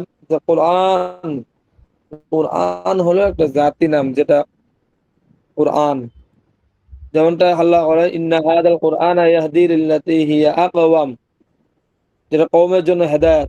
তো এমন একটা কোরআন যেটা কি কওমের জন্য হেদায়েত এবং মুমিনদের জন্য, নেককার মুমিনদের জন্য সুসংবাদ। যাই হোক, এটা হলো কোরআনের মূল। আর কোরআনের আরেকটা নাম আছে ফুরকান, মানে আল হক, আল ফুরকান মানে আল ফারকু বাইনাল হক ওয়াল বাতিল, হক বাতিলের মধ্যে পার্থক্য করে। কোরআন যেহেতু হক বাতিলের মধ্যে পার্থক্য করে, হালাল হারামের মধ্যে পার্থক্য করে, এই জন্য কোরআনের নাম কি ফুরকান। আর এটা আছে কিতাব, আয-যিকর, আত-তানজিল, এছাড়াও আরো অনেক নাম আছে। আবার কোরআনে কিছু গুণবাচক নাম আছে, অনেকগুলো আছে। এর মধ্যে কয়েকটা হলো যে আন-নূর, কোরআন কি কোরআনের গুণবাচক নাম হলো আন-নূর। যেমনটা আল্লাহ বলছেন ওয়া আনজালনা ইলাইকুম নূরাম মুবিনা, আমি আপনার নিকট স্পষ্ট আলো পাঠিয়েছি, নাজিল করেছি। স্পষ্ট আলো মানে কোরআন। এরপরে কোরআনের আরেকটা নাম হলো হুদান ও রহমা, আরেকটা নাম হলো কোরআনুল কারীম মুবারক। মুবারক হাদা কিতাবুন আনজালনাহু মুবারাকুন মুসাদ্দিকুল লাযী বাইনা ইয়াদাইহি মুবারক। আরেকটা নাম হলো মুবিন। কোরআনের আরেকটা নাম হলো গুণবাচক নাম, এটা হলো কি গুণবাচক নাম, এগুলো বুশরা। কোরআনের আরেকটা নাম হলো আজিজ, আরেকটা নাম হলো মাজিদ, বাশীরা ওয়া নাযীরা। এখন আসি কোরআনুল কারীম। কোরআনুল কারীম এটা কোরআন শব্দটা যে কোরআন বলি, এটা উৎপত্তি কোথা থেকে? একটা হলো করা ইয়াকরাউ কোরআনান ফুলানান ওজনে, ফুলানান ওজনে কোরআনটা আসছে। এখানে দুইটা দিক থেকে নির্গত হইতে পারে। একটা করনুন, কি কর নুন থেকে নির্গত হইতে পারে, যার অর্থ হলো মিলানো, অর্থাৎ একটা আয়াতকে অন্য আয়াতের সাথে মিলিয়ে পড়া। অথবা আল করাইনু থেকে নির্গত, অর্থাৎ একটা অবস্থার সাথে সাদৃশ্যপূর্ণ হওয়া। এখান থেকে কোরআন নির্গত হয়েছে। এখন আসি কোরআনুল কারীমের পারিভাষিক অর্থ কি। কোরআনুল কারীমের তো পারিভাষিক অর্থ কেউ তো বলতে পারবে না নিশ্চিত করে, যেহেতু এরা আল্লাহ কোরআনুল কারীমের একটা আলাদা মুজিজা। তারপর মুফাসসিরিনে কেরাম একটা সান্ত্বনামূলক কিছু কয়েকটা তারিফ উল্লেখ করছেন, আপনাদের সামনে কয়েকটা তারিফ উল্লেখ করি। একটা হলো যে হুয়া মা বাইনা হাতাইনি দাফাতাইন, হুয়া মা বাইনা হাতাইনি দাফাতাইন, শুরু থেকে শেষ পর্যন্ত গিলাফের মাঝে, এই দুই গিলাফের মাঝে যা আছে সেটাই হলো কোরআন। এই দুই হাতাইন দাফাতাইন, এই দুই গিলাফের মাঝে যা আছে সেটা হলো কি কোরআন। দ্বিতীয় আরেকটা হলো, এরপর আরেকটা অর্থ হলো হুয়া মিন বিসমিল্লাহির রহমানির রহিম ইলা আখিরিল কোরআন, সেটা হলো বিসমিল্লাহির রহমানির থেকে কোরআনের শেষ পর্যন্ত। এটা হলো কোরআনের পারিভাষিকতা। আরেকটা সর্বশেষ, যেটা সবচেয়ে বেশি গ্রহণযোগ্য এই তারিফটা, সেটা হলো হুয়াল মুনাজ্জালু আলার রাসূলিল মাকতুবি ফিল মাসাহিফিল মানকুলি ইলাইনা নাকালান মুতাওয়াতিরান বিলা শুবহা। হুয়াল মুনাজ্জালু আলার রাসূলিল মাকতুবি ফিল মাসাহিফিল মানকুলি ইলাইনা নাকালান মুতাওয়াতিরান বিলা শুবহা। অর্থাৎ হুয়া, এই কোরআন হলো আল মুনাজ্জাল, যেটা নাজিল হয়েছে আলার রসুল, আর উপরে আল্লাহ নবী সাল্লাল্লাহু আলাইহি ওয়াসাল্লামের উপরে, আল মাকতুব ফিল মাসাহিফ, যেটা লেখা আছে কোরআন, যেটা মাসহাফে লেখা আছে। মাসহাফ মানে কোরআনে লেখা আছে। এখন যেহেতু মাসহাফ আর কোরআন দুইটা আলাদা, দুইটা একই জিনিস, একটু পার্থক্য। এই মাসহাফ মানে কোরআন, কোরআন মানে মাসহাফ, এরকমই। এখন মাসহাফে লেখা আছে, যেটা মাসহাফে লেখা আছে আল মানকুল ইলাইনা, যেটা আমাদের নিকট বর্ণিত হয়ে আসছে নাকালান মুতাওয়াতিরুন, মুতাওয়াতিন বিলা শুবহা, কোন ধরনের সন্দেহ ছাড়া, কোন ধরনের সন্দেহ ছাড়া, মুতাওয়াতির ভাবে, মুতাওয়াতির লাগাতার, এর মধ্যে কোনো ধরনের সন্দেহ নাই। মুতাওয়াতির কি জিনিস সেটা তো আমরা আগেতে আমরা তালিমুল ইসলামে পড়ছি, ছোটকালে আমরা তালিমুল ইসলামে পড়ছি, যেটার ব্যাপারে কোনো সন্দেহ নেই, একবার লাগাতার আসতেন। এখন আসি কুরআনুল কারীমের, কুরআন কেন নামকরণ করা হয়েছে? কুরআনুল কারীমে এই যে কোরআন নাম, এটা কেন নামকরণ করা হয়েছে? এর অন্যতম একটা কারণ হলো যে কোরআন যেহেতু একের পর এক পাঠ করা হয়, একটা আয়াতের সাথে আরেকটা আয়াত মিলে পড়া হয়, সেই হিসাবে কি আবার একটা আয়াত আরেকটা আয়াতের সাথে সাদৃশ্য হয়, ওই হিসাবে মিলে করে কোরআন নামকরণ করা হয়েছে। কিন্তু সহি সেটা হলো প্রখ্যাত আলেমীদিন আল্লামা মুফতি তকি উসমানী দামাত বারাকাতুহুম, তিনি বলেন যে কোরআনকে কোরআন নামকরণ করার অন্যতম কারণ হলো যে কাফেররা আল্লাহ নবী সাল্লাল্লাহু আলাইহি ওয়াসাল্লাম যখন কোরআন তেলাওয়াত করতেন, আর যেহেতু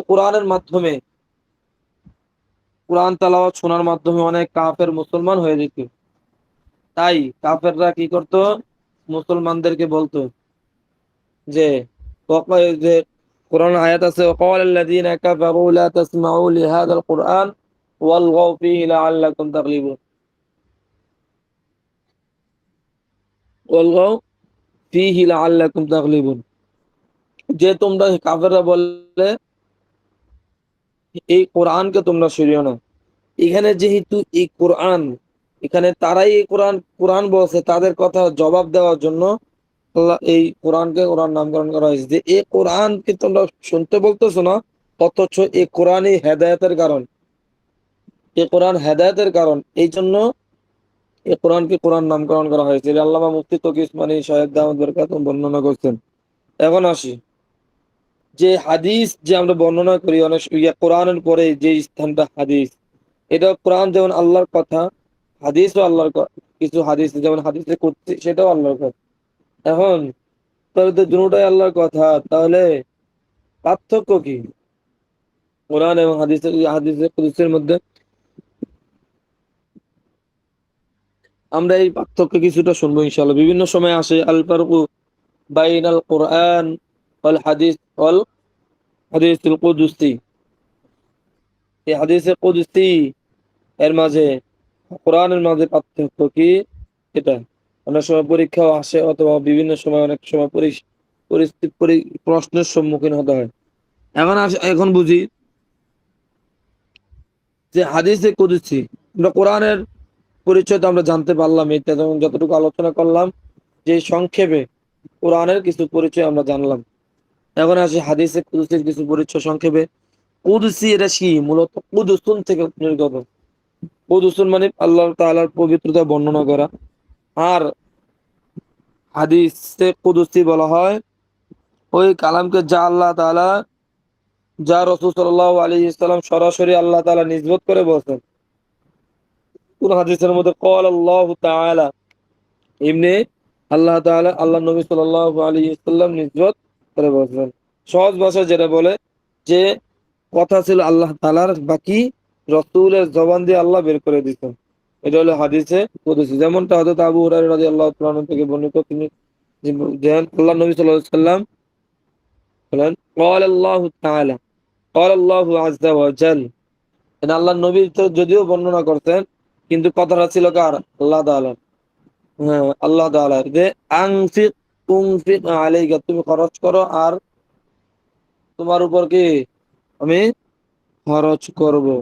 এই জন্য এখান থেকে হাদিসে কুদসি যে আল্লাহ তাআলারই কালাম, বাকি রাসূলের জবান থেকে রাসূল নিজের ভাষায় কি করছেন, বর্ণনা করছেন।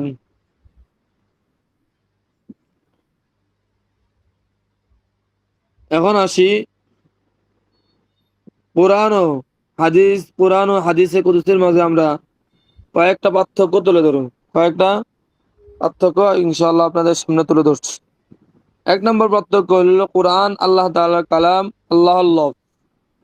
আল্লাহ আর মানা উভয়টি মুজিজা। কোরআন কি আল্লাহ তাআলার কালাম এবং আল্লাহ তাআলার লফজ আর লফজ এবং মানা, যে কোরআনে যে অর্থগুলো আছে এই অর্থগুলো দুটোটাই কি মুজিজা।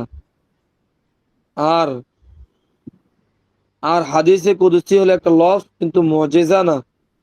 তো হাদিসে কুদসি কি একটা লফজ কিন্তু মুজিজা না। এই এক নম্বর পার্থক্য। দুই নম্বর পার্থক্য হলো কোরআনের লফজ এবং মানা উভয়টা আল্লাহ তাআলার। কোরআনের লফজ এবং মানা উভয়টা আল্লাহ তাআলার, কিন্তু হাদিসে কুদসি লফজ আল্লাহ রাসূল সাল্লাল্লাহু আলাইহি ওয়াসাল্লামের, মানা আল্লাহ তাআলার। হাদিসে কুদসির লফজ কার? আল্লাহ নবী সাল্লাল্লাহু আলাইহি ওয়াসাল্লামের। আর কোরআনের লফজ এবং মানা আল্লাহ তাআলার। এই হলো দুইটা পার্থক্য। আরেকটা পার্থক্য হলো কোরআনকে সরাসরি আল্লাহ তাআলার দিকে নিসবত করা হয়, আর হাদিসে কুদসি রাসূলুল্লাহ সাল্লাল্লাহু আলাইহি ওয়াসাল্লামের মাধ্যমে আল্লাহর দিকে নিসবত করে, একটা ওয়াসিতার মাধ্যমে। কুরআনুল কারীমের যে আয়াতগুলো আছে, এর শব্দ আছে, এগুলো সবই নিসবত করা হয় সরাসরি আল্লাহ তাআলার দিকে।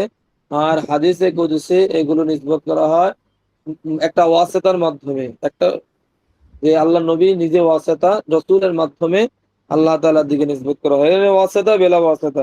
কোরআন হলো বেলা ওয়াসিতা আল্লাহর দিকে নিসবত করা হয়, আর হাদিসে কুদসি হলো বিল ওয়াসিতা আল্লাহর দিকে নিসবত করা হয়। এটা গেল তিনটা পার্থক্য। আরেকটা পার্থক্য শুনি, কোরআনের কারিমে পুরাটাই আমাদের পর্যন্ত পৌঁছতে মুতাওয়াতিরের সাথে, মুতাওয়াতিরের সাথে। আর হাদিসে কুদসি অধিকাংশই খবরে ওয়াহেদের মাধ্যমে বর্ণিত হয়ে আছে। খবরে ওয়াহেদের মানে একজন গ্রহণযোগ্য ব্যক্তির রায়ের মাধ্যমে করছেন এই হাদিসে কুদসি বর্ণিত হয়ে আছে। আর কোরআনুল কারীম এবং হাদিসের কুদসির মধ্যে আরেকটা পার্থক্য হলো কোরআন পাঠ করা ইবাদত, এর দ্বারা নামাজ আদায় করা হয়, প্রত্যেক হরফে 10 নেকি পাওয়া যায়। কিন্তু হাদিসে কুদসি পাঠ করলে নামাজ আদায় হবে না, প্রত্যেক হরফে 10 নেকিও পাওয়া যাবে না। যদিও আল্লাহ তাআলা পাঠ করলে আল্লাহ তাআলা তাকে সওয়াব দান করবেন, বাকি কোরআনের কারীমে যে পাঠ করলে যে পরিমাণ সওয়াব, প্রত্যেক হরফে 10 নেকি, এই পরিমাণ সওয়াব আল্লাহ দিবেন না। এই হলো কোরআনুল কারীমের এবং হাদিসের মধ্যে পার্থক্য। এখন এখন আসি কোরআনুল কারীমের কিছু অন্যতম বৈশিষ্ট্য। এটা একটা তো বৈশিষ্ট্য যে কোরআনুল কারীম একটা মুজিজাপূর্ণ একটা কিতাব। আবার এই কোরআনুল কারীমের তেলাওয়াত করলেও ইবাদত, তেলাওয়াত করলেও ইবাদত। আরেকটা বৈশিষ্ট্য হলো কোরআনুল কারীম আমাদের নিকট অকাট্যভাবে প্রমাণিত হয়ে আমাদের পর্যন্ত এসেছে, মুতাওয়াতিরের সাথে এসেছে। কোরআন ছাড়া অন্য কোনো হাদিস এগুলো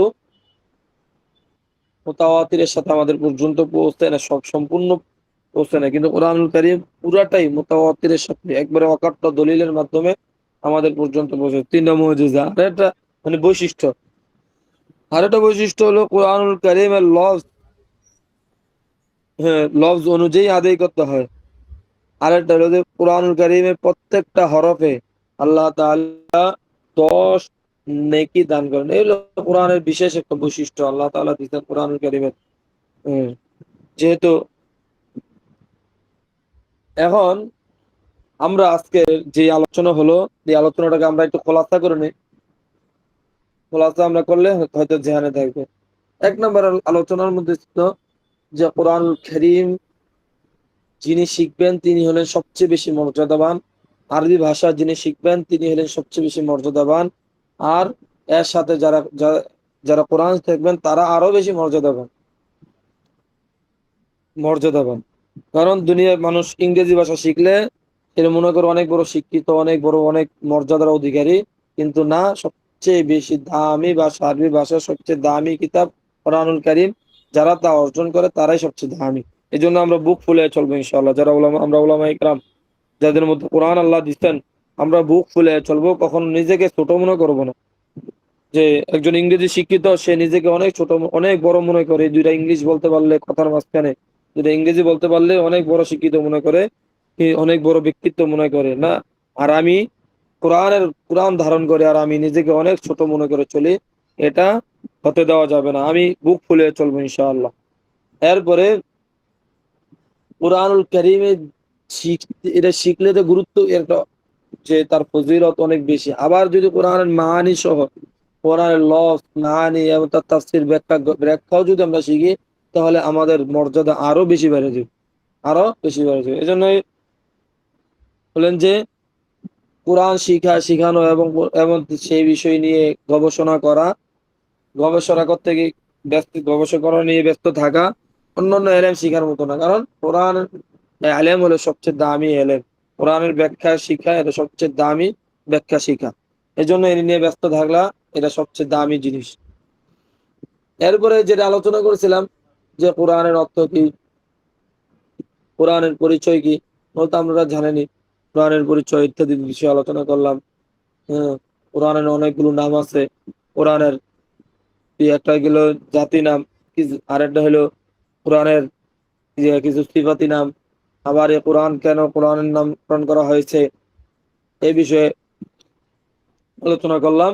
এরপরে হাদিস আসছে, যেহেতু কোরআনের আলোচনা এই পরিচয় আমরা কিছুটা জানলাম, এবং হাদিসের পরিচয় আমরা হাদিসের বলতে হাদিসে কুদসির পরিচয় আমরা কিছুটা জানলাম, এবং হাদিসে কুদসি এবং হাদিসের এর মধ্যে কিছু পার্থক্য আমরা জানতে পারলাম।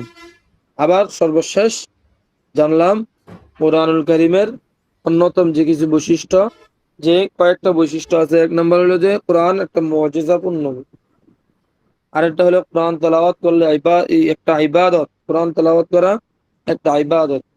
এরপরে 3 নম্বর হলো কোরআনুল কারীম আমাদের নিকট অকাট্যভাবে প্রমাণিত হয়ে আসছে, এটা মুতাওয়াতিরের সাথে অন্যান্য কিতাব এইভাবে আসে নাই। যে এবারে 4 নম্বর হলো কোরআনকে কোরআনের লফজ অনুযায়ী আদায় করতে হয়, যে অন্যভাবে আদায় করলে কোরআন পড়া সহি হয় না, বরং গুনাহগার হয়, বরং কোরআনের আজমত নিয়ে পড়তে হয়। আর 5 নম্বর হলো কোরআন যদি পড়ে তাহলে প্রত্যেকটা হরফে আল্লাহ রাব্বুল আলামিন কমপক্ষে 10টা নেকি দান করবেন। এই জন্য আমরা যেহেতু আজকে প্রথম এই বিষয়টা নিয়ে ইনশাআল্লাহ সামনের দিকে আলোচনা হবে আরো বেশি বেশি, সামনে ওহী আরো ইত্যাদি ইত্যাদি বিষয় নিয়ে আলোচনা করব। কিন্তু আমরা আরেকটু বিষয়টা, যে হাদিসে কুদসি অনেক সময় প্যাচ লাগে আমাদের সাথীদের মধ্যে, আমাদের অনেকের মধ্যে এই প্যাচ লাগে হাদিসে কুদসি এবং কোরআনের মাঝে পার্থক্যটা কি, এটা আমি আবার একটু স্মরণ করে দিই। সর্বশেষ এটাই আজকের জন্য শেষ হবে ইনশাআল্লাহ, যে দুইটার মাঝে পার্থক্য আপনারা শুনলেই বুঝতে পারবেন যে আসলে কি। যে একটা হলো যে কোরআন আল্লাহ তাআলার কালাম, আল্লাহর লফজ। আর লফজ এবং মানি মানে যেটা অর্থ, এগুলো বিষয়টা এগুলো সব উভয়টাই একটা মুজিজা। আর হাদিসে কুদসি হলো শুধু লফজ, কিন্তু কোনো মুজিজা না, একটা পার্থক্য। 2 নম্বর পার্থক্য হলো কোরআনের লফজ এবং মানা উভয়টা আল্লাহ তাআলার, কিন্তু হাদিসে কুদসির লফজ রাসূল সাল্লাল্লাহু আলাইহি ওয়াসাল্লামের। 3 নম্বর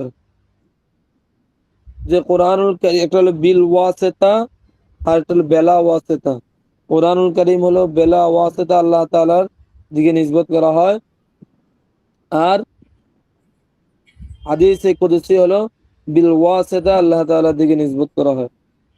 4 নম্বর কোরআনুল কারীমে পুরাটাই আমাদের পর্যন্ত মুতাওয়াতিরের সাথে আসছে। আর হাদিসে কুদসি এটা পুরাটা না, অধিকাংশ খবর ওয়াহিদের মাধ্যমেই আমাদের পর্যন্ত পৌঁছেছে। এরপরে 5 নম্বর কোরআনুল কারীম পাঠ করলে ইবাদত, এর দ্বারা নামাজও আদায় করা যায়, আবার প্রত্যেক হরফে নেকি পাওয়া যায়। কিন্তু হাদিসে কুদসি পাঠ করলে নামাজও আদায় হবে না, বরং প্রত্যেক হরফে 10 নেকিও হবে না, বরং আল্লাহ তাআলা দয়া করে তাকে কিছু নেকি দান করবেন ইনশাআল্লাহ। আল্লাহ তাআলা আমাদেরকে যা বললাম সেগুলো বুঝার আমল করার তৌফিক দান করুন, এবং সকলেই আমরা এই দশগুলো মুখস্থ করব ভালো করে। এটি আমার জীবনের একটা পুঁজি। পুঁজি আমরা প্রত্যেকেই ইনশাআল্লাহ এগুলো মুখস্থ করব, সামনের দর্শে ইনশাআল্লাহ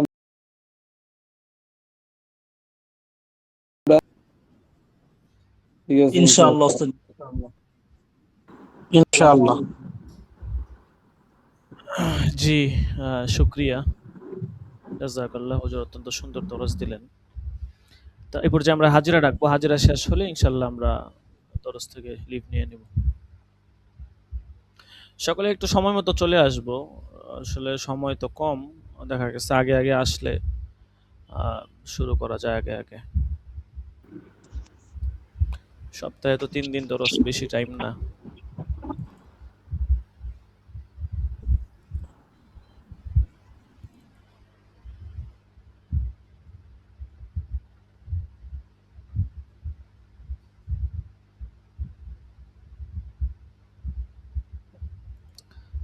আশরাফুল হক নাই, আল আমিন হুসাইন নাই, মাহদি হাসান, লাব্বাইক ওস্তাদ জি, লাব্বাইক।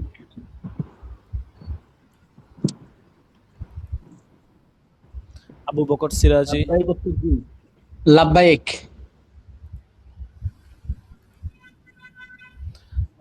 মাহমুদ হাসান, মাহমুদ হাসান নাই, জাবের আহমদ, আচ্ছা, তারপরে আব্দুল নাফি,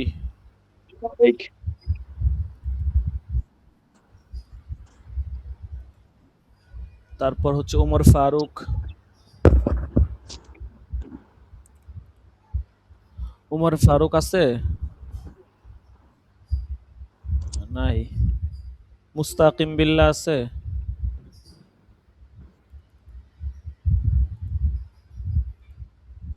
মুস্তাকিম বিল্লাহ নাই,